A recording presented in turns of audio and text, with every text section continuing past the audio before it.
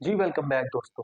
अच्छा दोस्तों, आइस का नाम आपने ज़रूर सुना होगा। आइस जो है वो आप ये कह सकते हैं कि जो ड्रग्स है ना, उनके बीच में एक बहुत बड़ा खुद जो है ना वो एक नशावर चीज़ है। आइस जो मैं आज बात करूँगा आपके साथ इस वीडियो में, वो आइस जो है वो आइस नहीं है जो कि हम अपने घरों में जो है ना वो फ्रीज़ करके इस्तेमाल करते हैं, या वो आइस नहीं है जिसको आप मरी में या मालम जब्बा में देखने जाते हैं। ये वो आइस है जो कि हमारी यूथ या पूरी दुनिया या पूरे पाकिस्तान की सोसाइटी के अंदर जो यूथ है, लड़के लड़कियां या हर उम्र के जो लोग हैं वो यूज करते हैं इसको ड्रग के तौर पे। ठीक है, पहले तो आपने देखा होगा कि जो ये जो ड्रग्स होते थे इसमें अफीम होती थी, इसमें चर्स होती थी, इसमें हीरोइन होती थी, इसमें अजीब अजीब चीजें आती थी। ठीक है, लेकिन और इसके बाद फिर कोई पेट्रोल का नशा होता है, कोई जो है ना वो मतलब अजीब अजीब किस्म के नशे जो है ना वो लोग करते हैं, सिगरेट जैसे एक एडिक्शन है। तो इसी तरह अब 2010 से ऑनवर्ड पाकिस्तान के अंदर एक नई लानत जो है ना वो पाकिस्तान के अंदर आ चुकी है, और वो है आइस आइस का नशा या आइस ड्रग्स। फ्रेंड्स, ये जो आज मैं जो आपको बताने का मकसद है, बात करने का मकसद आपके साथ, इसमें मैं आपके साथ शेयर करूंगा कि ये आइस है क्या, कितनी डिफ्रेंशिएट है, कितना फर्क है। जो कि हमारे घरों में जो आइस होती है उसमें क्या फर्क है और इसमें क्या फर्क है। ठीक है, इसकी हिस्ट्री क्या है, कैसे ये वर्ल्ड वार वन और टू से इस्तेमाल होती आ रही है, और कैसे अफगानिस्तान पाकिस्तान से ये स्मगल हो रही है यहाँ पे, और पूरी दुनिया में खास तौर पे मेक्सिको जो ना वो इसका सबसे बड़ा सप्लायर है। और ये तमाम चीजें जो है ना वो इसमें देखेंगे, और पाकिस्तान में कितने लोग हैं यूएनओ की रिपोर्ट के मुताबिक कि जो इसको इस्तेमाल करते हैं, पूरी दुनिया में कितने लोग हैं, इसका जो है ना वो रीजन क्या होते हैं इस्तेमाल करने के, असरात इम्पैक्ट क्या होते हैं, और फिर हम ये भी देखेंगे कि इसका हल क्या हो सकता है।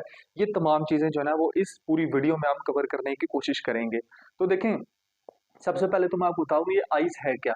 आइस जो है ना वो इसका एक जो केमिकल नेम है वो है क्रिस्टल मेथ। ठीक है, क्रिस्टल मेथ जो है वो एक किस्म के पाउडर टाइप एक आप ड्रग कह लें, जो बिल्कुल चर्स फ्यूम वगैरह की तरह ही होती है। ठीक है, लेकिन व्हाइट कलर में होती है, और क्रिस्टल होते हैं छोटे छोटे, जैसे आप रेत के जर्रे आप जिसको कह सकते हैं, और ये व्हाइट कलर का पाउडर टाइप होता है।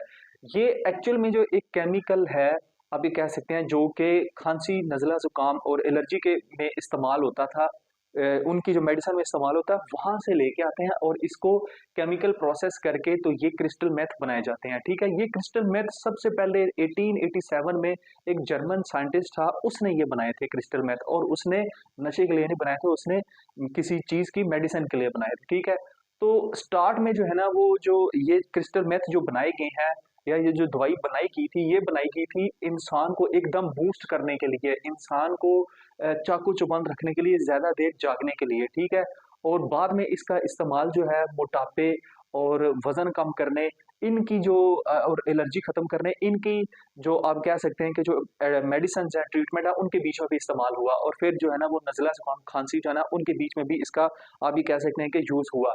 लेकिन बाद में ना इंसान ऑब्वियसली जब चीज डेवलप करता है तो उसको उसके असरात बाद में पता लगते हैं, इम्पैक्ट पता बाद में लगते हैं। साइंसदानों को, पूरी दुनिया को पता लगा कि ये एक बहुत ही हार्मफुल चीज है, ये एक किस्म का नशा दे देती है। क्यों?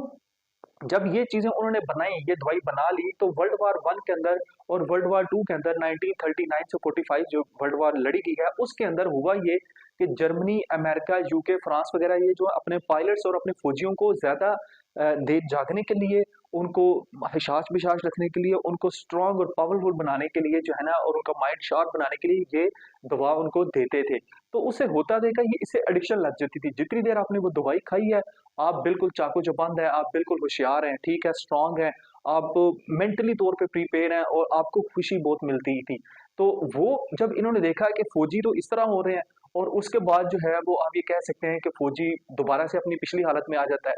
तो इस वजह से उन्होंने फिर इसके ऊपर पाबंदी लगा दी। ठीक है, और 19 सेंचुरी में इसके ऊपर बिल्कुल जब पाबंदी लगा दी, 20वीं सेंचुरी के अंदर आगे पूरी दुनिया ने, और इसकी साइंसदानों को पता लग गया कि ये एक हार्मफुल चीज है, और ये एक ड्रग के तौर पे इस्तेमाल हो रही है, और एडिक्शन है, तो उन्होंने पाबंदी लगा दी। ठीक हो गया, दुनिया ने तो समझ लिया। लेकिन इसकी जो पैदावार है, इसकी जो प्रोडक्शन है, वो मेक्सिको और मेक्सिको और अफगानिस्तान के अंदर सबसे ज्यादा हो रही है, और अभी भी होती है। और अब मेक्सिको जो है वो इसका सबसे बड़ा सप्लायर है, और अफगानिस्तान एशिया के अंदर सबसे बड़ा इसका सप्लायर है।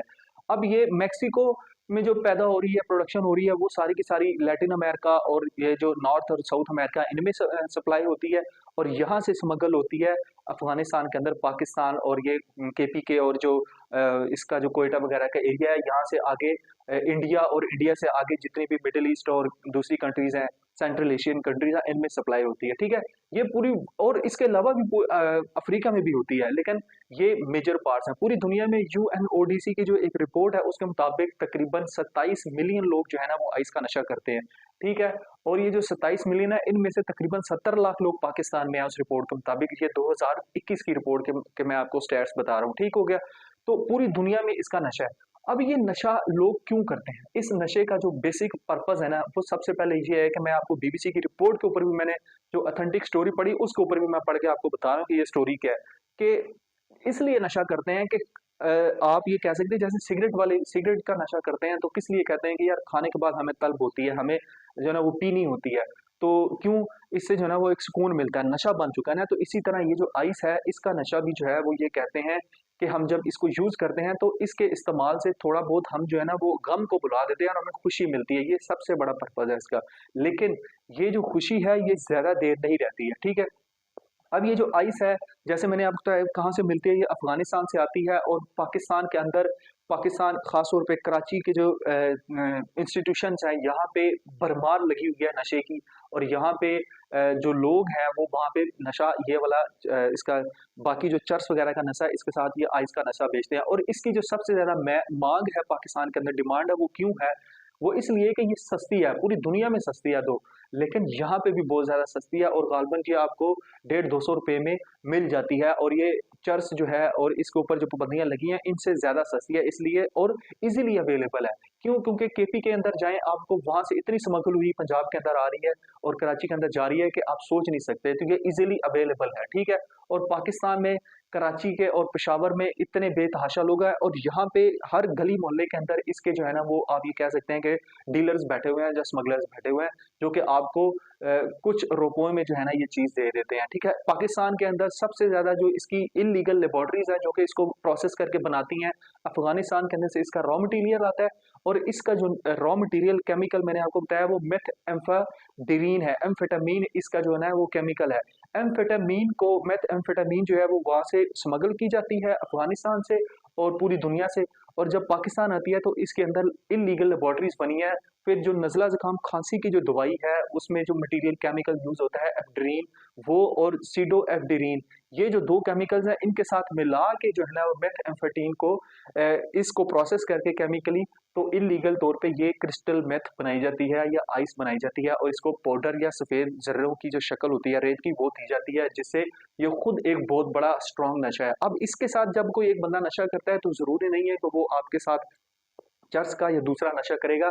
ये इटसेल्फ इतना बड़ा नशा देती है कि आपको बाकी नशा करने की जरूरत नहीं रहती। ये तो पूरी की पूरी हिस्ट्री और बता दी पाकिस्तान के अंदर ये हालात हैं। अब ये आपके किस चीज को इम्पैक्ट कर रही होती है इंसान के अंदर, क्योंकि कोई भी नशा है ना तो वो इम्पैक्ट करता है, ठीक है, और लॉन्ग टर्म इम्पैक्ट करता है, आपको फौरन से उसका रिजल्ट नजर नहीं आता। तो देखें, हर नशे की तरह इसका भी जो है ना वो बुरा ही अंजाम है, बैड रिजल्ट है। तो ये जब आप इसका एडिक्शन करते हैं ना, पहली बात ये तो है ही ड्रग एडिक्शन है, इसको तो आप यूज करना ही नहीं चाहिए, लेकिन यूज करते हैं जब इसको लॉन्ग टर्म के लिए। तो स्टार्ट में क्या होता है? स्टार्ट में ये होता है कि हमें वो जो इंसान का जो ब्रेन है उसके अंदर एक डोपामाइन होता है, उसका जो सेल है, उस डोपामाइन, वो जो डोपामाइन सेल है वो एक्चुअली आप ये कह सकते हैं कि इंसान की खुशी का जो आप उसका जो ना वो इम्पैक्ट करता है उसके ऊपर, खुशी का जो डिपेंडेंट वो आप सेल कह सकते हैं, ठीक है। कि इंसान को खुशी कितनी मिलनी है, कितनी देर के लिए खुश होना है, वो उस डोपामाइन के ऊपर इन्हिसार कर रहा होता है या डिपेंडेंट होता है। तो वो जो डोपामाइन है उसकी मिकदार को ये जो चीज है मेथएम्फेटामीन ये बढ़ा देती है, या क्रिस्टल आइस जो है ना ये बढ़ा देती है इसको। तो उससे वक्ती तौर पे आपको खुशी मिलती है, आप कहते हैं मैं खुश हो गया हूँ, ये वो है। लेकिन आहिस्ता आहिस्ता जब वो खुशी खत्म होती है तो आपको तलब बढ़ती है और आप कहते हैं कि मैं दोबारा लूँ। और इसकी मैं आपको एक वाज़ेह एग्जांपल दूं कि बीबीसी के ऊपर एक स्टोरी छपी है, वहां पे मैंने ये पढ़ा कि पेशावर मेडिकल कॉलेज का एक डॉक्टर स्टूडेंट, जो कि मेडिकल स्टूडेंट था, वो डॉक्टर बन रहा था, उसको कहता है जब मेडिकल कॉलेज में मैं एडमिशन लिया तो पहले साल में मुझे एक लड़की से मोहब्बत हो गई, प्यार हो गया, मुझे अच्छी लगी। लेकिन जब मैं डॉक्टर बन गया तो उसके बाद उस लड़की से मेरी शादी नहीं हो सकी और कोई रीज़न हुए और जो है ना वो लड़की मुझे मिल नहीं सकी। तो फिर कहता है मैंने अपनी प्रैक्टिस लाइफ के अंदर उस लड़की के गम को बुलाने के शौक में मैं मुझे जो है ना मेरे किसी दोस्त ने, हालांकि कहता मैं सिगरेट नहीं पीता था, तो मुझे किसी दोस्त ने कहा कि ये तुम ये पियो, तुम भूल जाओगे और अपनी वापस लाइफ में आ जाओगे। कहता हुआ ऐसा कि मैंने वो यूज करना शुरू की और मुझे वो लड़की जो है ना वो भूल गई। लेकिन लड़की तो भूल गई, लेकिन ये जो आइस का नशा ये लग गया और इतना मैंने इस्तेमाल करना शुरू किया, इतना इस्तेमाल करना शुरू किया, तो इससे होता क्या है कि इसको आदत पड़ गई। तो इससे इम्पैक्ट क्या हो रहा था, इंसान अपने ही अंदर खुश हो रहा था। इंसान अगर किसी दूसरे इंसान को देखेगा तो वो ये समझेगा कि ये जो बंदा है ये मेरे खिलाफ कोई साजिश कर रहा है, ये को मेरे खिलाफ बात कर रहा है। तो इंसान के वहम और ख्याल में जो है ना वो बुरे बुरे ख्यालात इंसान के दिमाग में लेके आता है, इंसान की सेहत को डाउन करता है, इंसान के वजन को बढ़ा देता है, इंसान के जो डोपामिन है उसको वक्ती तौर पर बढ़ा देता है, इंसान के ब्रेन के ऊपर आपके जो है ना वो ये करता है। और इसके अलावा जो बाकी जो नशे हैं, ड्रग्स हैं, उनके जो इम्पैक्ट होते हैं वो इसी के सेम इम्पैक्ट उस आपकी आपकी कह लें बॉडी के ऊपर डालते हैं। तो ये तमाम चीजें हैं, ठीक है। अब जो आप ये कह लें कि इम्पैक्ट आपको पता लगे, अब इसका हल क्या है, ठीक है। हल इसका ये है कि कोई भी जो आप ये कह सकते हैं कि पाकिस्तान में जो ड्रग यूज करते हैं उसके लिए रिहेबिलिटेशन सेंटर गवर्नमेंट ने भी बनाए हुए हैं, और इसके अलावा मुख्तलिफ प्राइवेट एनजीओज हैं उन्होंने भी बनाए हुए हैं। इसके अलावा प्राइवेट जो लोग हैं उन्होंने भी अपने क्लिनिक्स खोले हैं। तो रिहेबिलिटेशन सेंटर में ही इसका हल होता है। डिटॉक्स थेरेपी इसकी सबसे बेस्ट हल है। उसके बाद काउंसलिंग इसका हल हल होता है। इसके बाद आपको मुख्तलिफ किस्म के ट्रीटमेंट, इंजेक्शन वगैरह दिए जाते हैं, ठीक है, जिससे आप निकल जाते हैं। और जिसकी मैंने आपको बीबीसी के ऊपर स्टोरी कोट करके बताई है, उस डॉक्टर के मुताबिक यहाँ तक वो हो चुका है कि कहता मैं दो, हालांकि वो डॉक्टर है, कहता मैं 2 दफा इसमें बाहर रिहेबिलिटेशन में जा चुका हूँ इसको नशे की हालत को छोड़ने के, लेकिन वापस जाता हूँ बाहर तो 3 महीने 4 महीने मैं ठीक रहता हूँ, उसके बाद मुझे दोबारा उसकी लत लग जाती है, जिसको हम अपनी लैंग्वेज में कहते हैं ना, ये जितने चरसी लोग हैं तरोड़, तो तलब हुए इनको पड़ती है। तो इस वजह से वो कहता है मैं 2 दफा रिहेबिलिटेशन सेंटर इसको खत्म करने के, तर्क करने के चक्कर में जा चुका हूँ, लेकिन ये नशा नहीं जो है ना वो मेरे से खत्म होने वाला है। पूरी दुनिया के अंदर जो है ना ये एक पूरी की पूरी आइस की हिस्ट्री है। अब मैं आपको एंड में बता दूं कि इसमें ये जो आइस है, क्रिस्टल मेथ, और जो घर में जो बर्फ इस्तेमाल होती है हमारे, इसमें क्या फर्क है। कुछ लोग समझते हैं आइस को देख के कि ये वो आइस है जो कि घर में इस्तेमाल हो रही होती है, तो देखें ऐसा नहीं है। जो आपको बाजारों के फट्टों में आइस मिल रही है, जो घरों में आप फ्रीजर के अंदर जो बर्फ जमा रहे हैं, ये वो आइस नहीं है। इसके अंदर बड़ा फर्क है। घरों में जो आइस होती है वो सॉलिड फॉर्म में होती है और व्हाइट होती है, ठीक है, और वो पानी के अंदर डालो तो लिक्विड बन जाता है। तो ये जो आइस है ये क्रिस्टल फॉर्म में होती है, सफेद पाउडर की फॉर्म में, ठीक है, रेत के जर्रों की फॉर्म में होती है, और ये भी पानी के अंदर घुलती है, लेकिन ये सॉलिड नहीं होती है, ये पाउडर फॉर्म होती है।